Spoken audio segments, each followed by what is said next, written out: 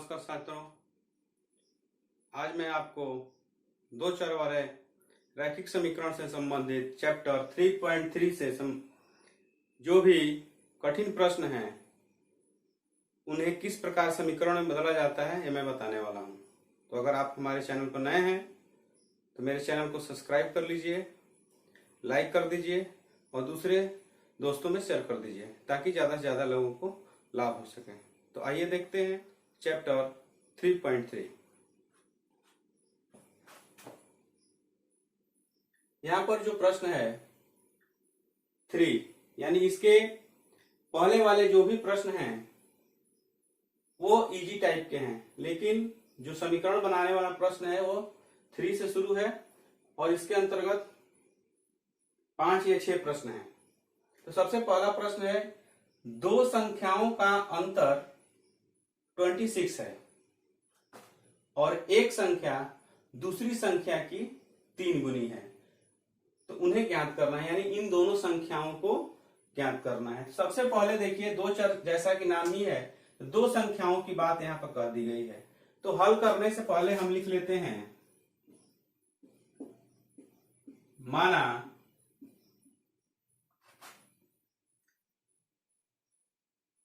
बड़ी संख्या बराबर x तथा छोटी संख्या बराबर y।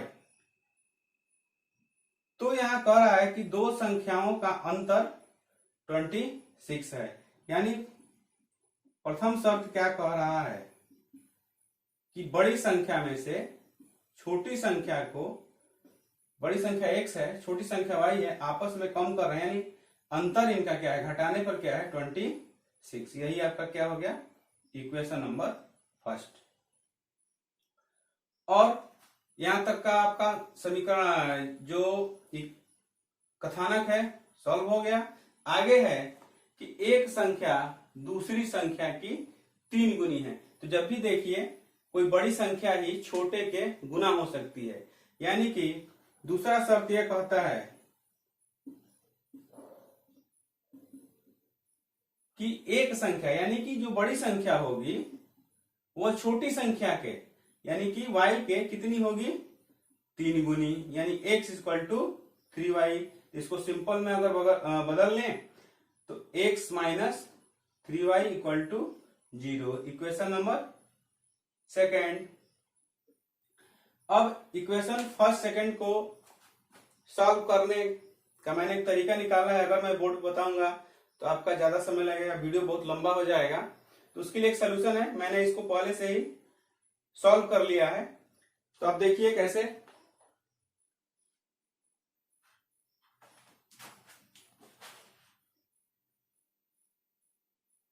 यहां पर इक्वेशन फर्स्ट है और इक्वेशन सेकंड है। इन दोनों इक्वेशन को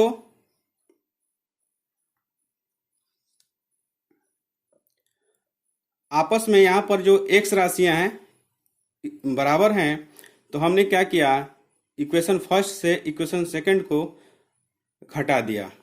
तो x यहां पर डिवाइड हो गया, आपस में कट गया, और प्लस 3y से माइनस y कम हो गया तो हो गया 2y, और 26 से 0 जाएगा तो 26 ही होगा, और y इक्वल टू हो जाएगा 26/2, और तो 26 2 से डिवाइड हो गया तो y इक्वल टू 30, यानी y इक्वल टू 13 आ गया। और y का मान समीकरण 1 में रख दिए तो x इक्वल टू आ गया 39। तो देखिए पहले ही मान लिए थे बड़ी संख्या x है और छोटी संख्या y है, तो x का वैल्यू आ गया 39 और छोटी संख्या का वैल्यू आ गया 30। तो इस तरह से पहला सवाल सॉल्व हुआ।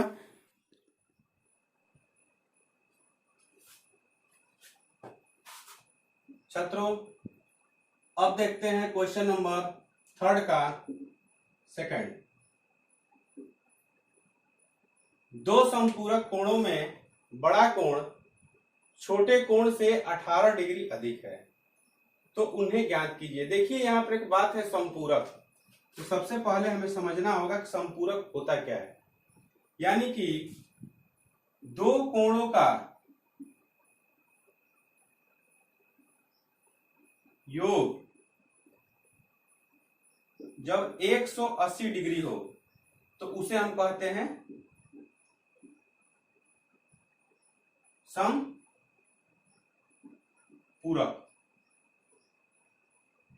और दो कोणों का योग जब 90 डिग्री हो तो उसे हम कहते हैं कोटिपूरक। तो यहां पर बात है संपूरक की।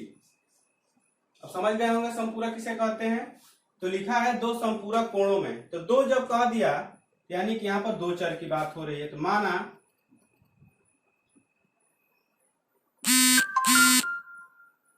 संपूरक कोणों में बड़ा कोण इक्वल टू x डिग्री का तथा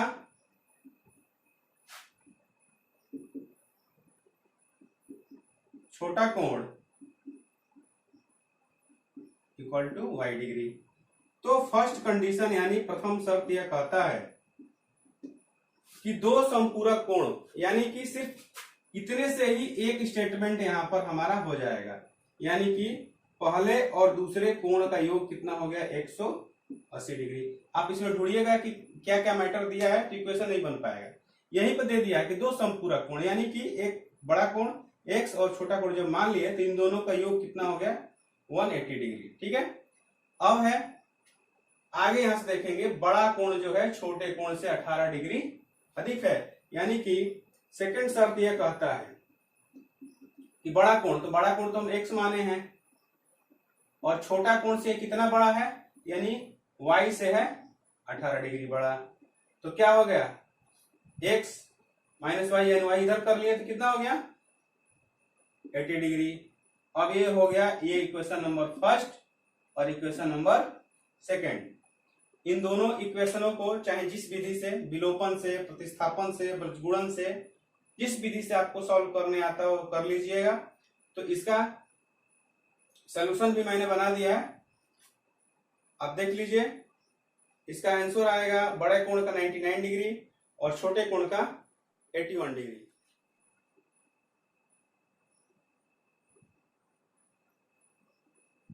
आप देख रहे हैं इक्वेशन फर्स्ट और सेकंड को, उसमें जो y का वैल्यू है इक्वल टू है इसका और चिन्ह भी अलग अलग हैं।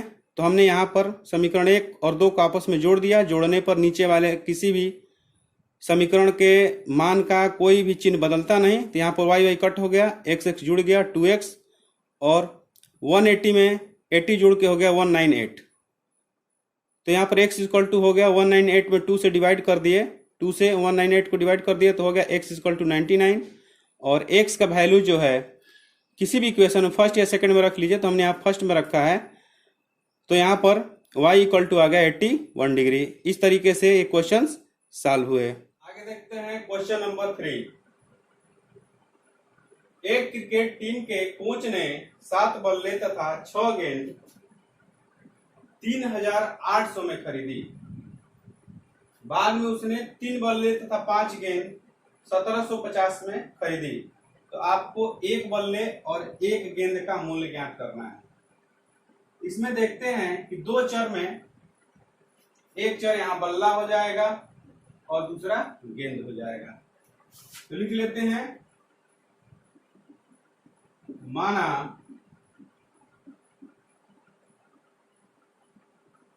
एक बल्ले का मूल्य इक्वल टू x रुपीज तथा एक गेंद का मूल्य इक्वल टू y रुपीज। तो प्रथम शर्त फर्स्ट कंडीशन यह कहता है कि क्रिकेट टीम के कोच ने 7 बल्ले 6 गेंदे 3800 में, यानी यहां से यहां तक लेकर एक समीकरण बनेगा। तो 7 बल्ले की बात हो रही है तो बल्ले का मूल्य कितना माने हैं, एक का x है तो 7 का कितना होगा 7x और प्लस क्योंकि कुल मूल्य है ना। तो अगला होगा गेंद। गेंद कितनी खरीदी है इन्होंने? 6। एक गेंद का वाई है तो 6 गेंदों का 6 वाई, और टोटल पैसा कितना खर्चा किया? 3800। इक्वेशन फर्स्ट बन गया। फिर बाद में इन्होंने सेकंड शर्त के अनुसार क्या किया कि बाद में उन्होंने 3 बल्ले, यानी ठीक पहले की तरह, तो हो जाएगा 3x और प्लस बाद में 5 गेंदे, यानी कि फिर 5y, और टोटल खर्चा कितना आया? 1750। Equation number second. इन दोनों इक्वेशनों को सॉल्व कीजिएगा। तो आइए देखते हैं क्या होता है। देखिए, इक्वेशन फर्स्ट और इक्वेशन सेकंड, तो इसमें ना x का वैल्यू इक्वल टू है ना y वाला, तो इसलिए इक्वल टू करने के लिए हमने क्या किया, इक्वेशन फर्स्ट में 5 से और सेकंड में 6 से मल्टीप्लाई यानी गुणा कर लिया। तो इक्वेशन जो फर्स्ट था वो थर्ड बन गया और इक्वेशन सेकंड था वो फोर्थ बन गया। तो हो गया आपका 35x प्लस 30y, और वहां पर 19,000, और नीचे जो है 18x plus 30y equal to 10,500। अब यहाँ पर जो y वाला वैल्यू है 30y दोनों इक्वल टू है लेकिन प्लस है, तो यहाँ पर क्या लिखेंगे, समीकरण 1 2 3 4 को आपस में घटा दिए तो नीचे वाला चिन्ह बदल गया। 35 में से 80 चला गया तो 27x हो गया, और इधर जो है 90,000 में से 10,500 कम कर दिया तो कितना बच गया, 8,500 यानी कि 8,500। अब 8,500 को जब आप 27 से भाग दीजिएगा तो x का वैल्यू आ जाएगा 500। नीचे देखिए x का मान जो है अब समीकरण 2 में रख दिया गया है। तो 2 देखिए समीकरण लिखा गया है 3x plus 5y equal to 1750, यानी 3 में 500 से गुणा कर लिए तो आ गया 1500, और प्लस 5y और 1750, तो 5y का मान 1750 में से 1500 कम कर दिया गया तो 250 आया। तो y इक्वल टू हो गया 250 में 5 से भाग दे दिया गया तो 50 यानी 50, तो y का वैल्यू हो गया 50। तो आप पहले माने थे कि एक बल्ले का मूल्य जो है x है तो उसका वैल्यू हो गया 500 रुपये, और एक गेंद का जो मूल्य माने थे y तो उसका वैल्यू हो गया 50 रुपये। क्वेश्चन 3 के चौथे नंबर प्रश्न को, एक नगर में टैक्सी के भाड़े में एक नियत भाड़े के अतिरिक्त चली गई दूरी पर भाड़ा सम्मिलित किया जाता है।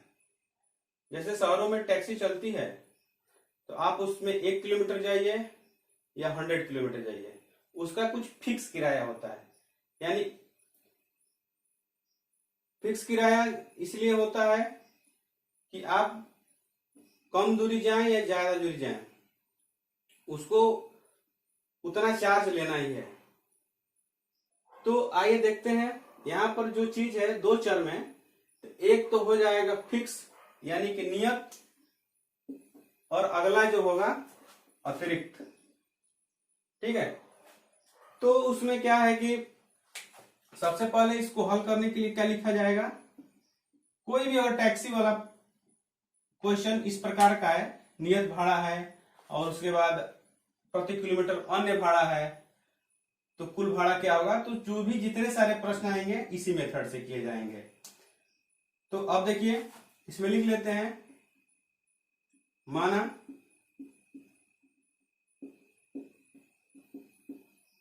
टैक्सी का नियत भाड़ा इक्वल टू x रुपीज तथा अतिरिक्त चली गई दूरी पर भाड़ा सम्मिलित किया जाता है।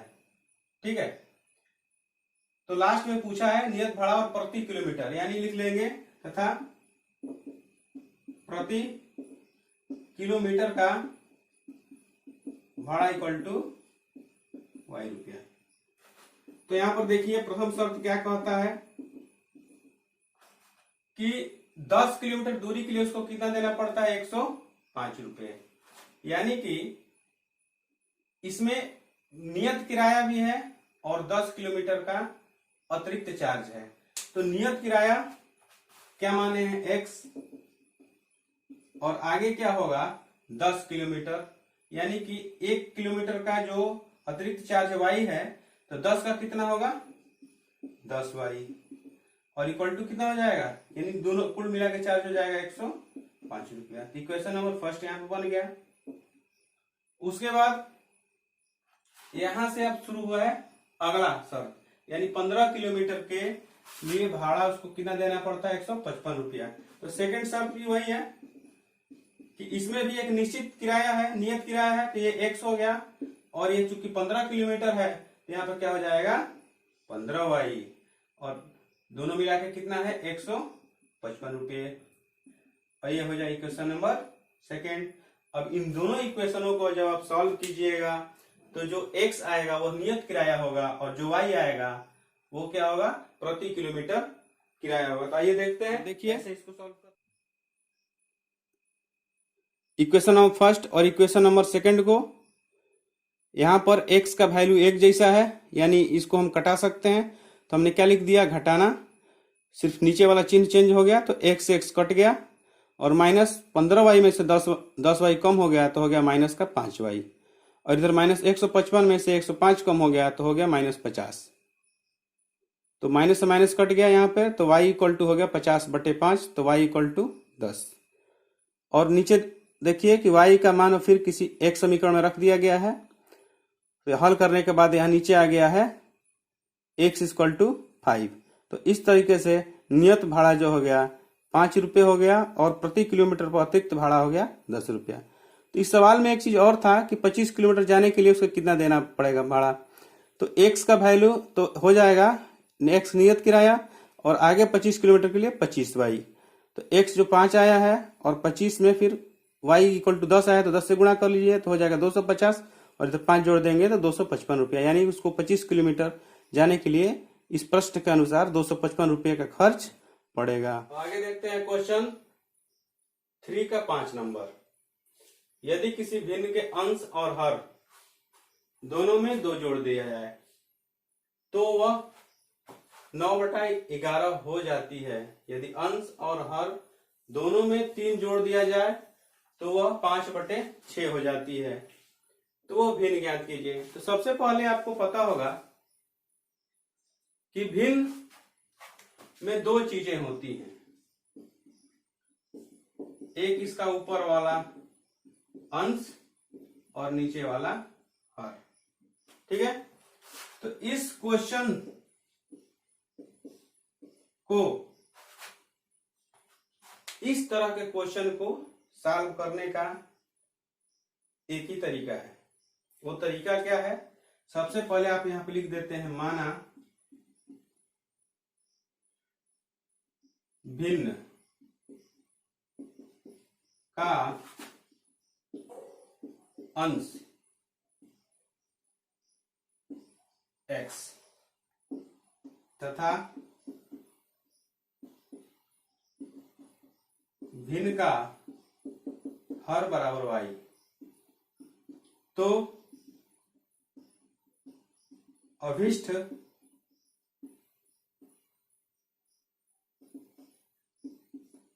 भिन्न बराबर x/y। अब देखिए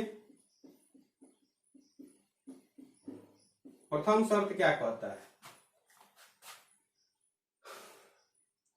कि यदि किसी भिन्न के अंश और हर दोनों में 2 जोड़ दिया जाए तो वह भिन्न क्या हो जाता है 9/11, यानी कि 9/11 हो जाता है। तो यहां तक का जो स्टेटमेंट है उससे एक समीकरण बनेगा। तो यहां पर आप देखिए, तो अभिष्ट भिन्न क्या माने हैं x/y, यानी कि सबसे पहले तो यही लिख लेते हैं। चाहे कोई भी भिन्न का सवाल आए तो इसी प्रकार से हल करेंगे। तो उसमें कहा है कि अंश यानी ऊपर भी 2 जोड़ दीजिए, और हर यानी अंश में भी 2 जोड़ दीजिए और हर में भी 2 जोड़ दीजिए। तो लीजिए जोड़ दिए, तो क्या बन गया, मान कितना आता है 9/11। अब क्या होगा, ये थोड़ा सा जो बटा का चिन्ह बढ़ा लेते हैं, इसको ब्रैकेट में लिख लेते हैं। और यहां पर तिर्यक गुणा, यानी 11 में 1 से करेंगे तो कितना होगा 11x, 11 में 2 से करेंगे तो 11 दूनी का 22, और फिर 9 का यानी 9 का करेंगे y + 2 से तो कितना होगा 9y + 9 दूनी 18, यानी कि 9y + 80।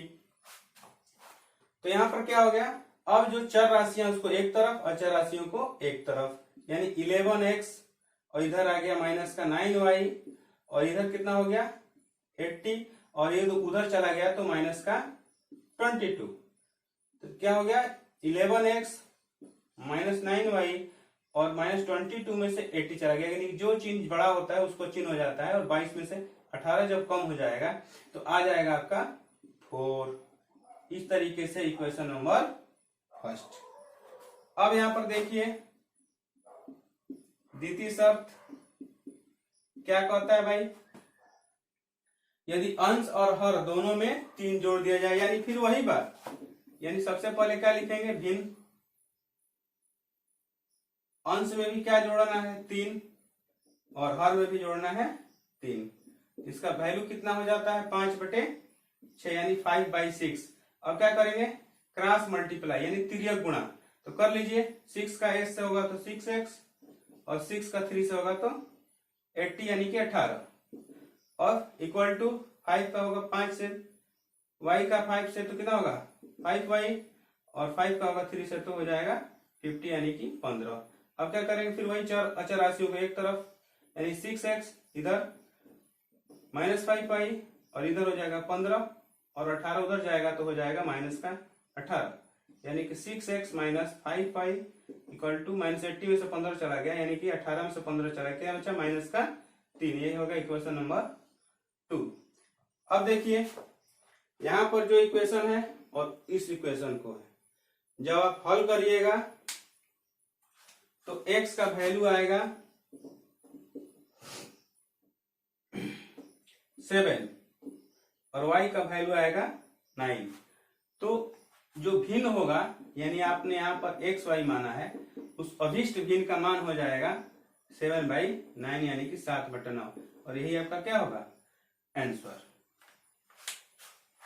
तो आपको समझ में आ गया होगा, चाहे जिस भी प्रकार का भिन्न का अगर सवाल दे, इक्वेशन कथानक दे, तो उसको हल करने का ये इतना उसमें जरूर लिखा जाएगा ये चीज, और उसके बाद जो शर्त होगी उसके अनुसार समीकरण बनाएंगे और समीकरण बनाने के बाद एक्स वाई का मान आएगा और उस मान को अगर आप आंसर में रख लेते हैं तो वही अभिष्ट भिन्न हो जाता है। नेक्स्ट क्वेश्चन 3 का 6 नंबर, 5 वर्ष बाद जैकब की आयु उसके पुत्र की आयु से 3 गुनी हो जाएगी। तो 5 वर्ष पूर्व जैकब की आयु उसके पुत्र की आयु की 7 गुनी थी, तो उनकी वर्तमान आयु ज्ञात क्या होगी, ज्ञात कीजिए। तो यहाँ पर चर की अगर ढूंढेंगे तो दो बातें होंगी, एक तो जैकब और दूसरे उनके पुत्र, ठीक है। तो इस प्रकार का जो स्टेटमेंट है इसका जो इक्वेशन वो 3.1 चैप्टर का फर्स्ट क्वेश्चन जैसा है। तो अभी तक आपने जब मेरा 3.1 का वीडियो नहीं देखा होगा तो आप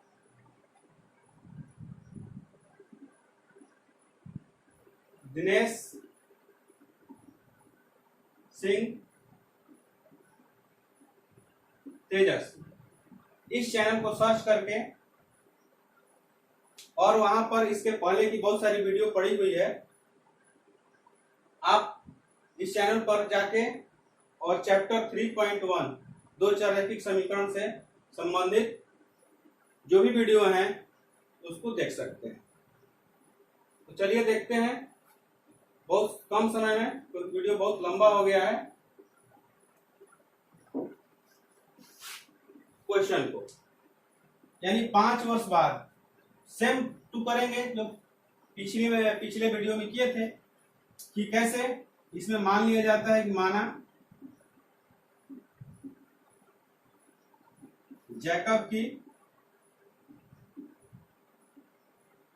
वर्तमान उम्र कितनी वर्ष है, x वर्ष, और पुत्र की वर्तमान उम्र भी कितनी है, y वर्ष, ठीक।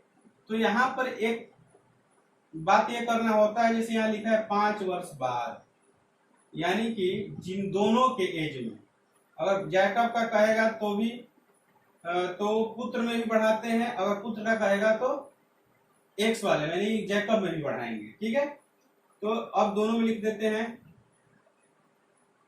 प्रथम शर्त यही है कि 5 वर्ष बाद जैकब की उम्र क्या होगा, x प्लस 5 वर्ष, और फिर से 5 वर्ष बाद पुत्र की उम्र बराबर y इक्वल टू 5 वर्ष। तो प्रथम शर्त क्या कहता है भाई कि 5 वर्ष बाद जैकब जो है, अब जैकब की आयु जो है उसके पुत्र की आयु कितनी हो जाएगी, 3 गुनी, यानी कि ये जैकब जो है 5 वर्ष बाद अपने पुत्र से कितने आयु के हो जाएंगे, 3 गुने। तो हो जाएगा x प्लस 5, इधर मल्टीप्लाई हो गया 3y और एक 50, और फिर एक तरफ कर लेंगे चर राशियों को, यानी x माइनस 3y, और अचर को एक तरफ यानी 15 minus 5, x minus 3y equal to कितना हो गया, 15 में 5 चला गया 10। Equation number first. अब सेकंड कंडीशन क्या आएगा, लिखा है अब 5 वर्ष पूर्व की बात हो रही है, तो पूर्व जब कहता है तो सेम ऐसे ही करते हैं, लेकिन यहाँ पे प्लस की जगह क्या लिख देंगे, माइनस। तो 5 वर्ष पूर्व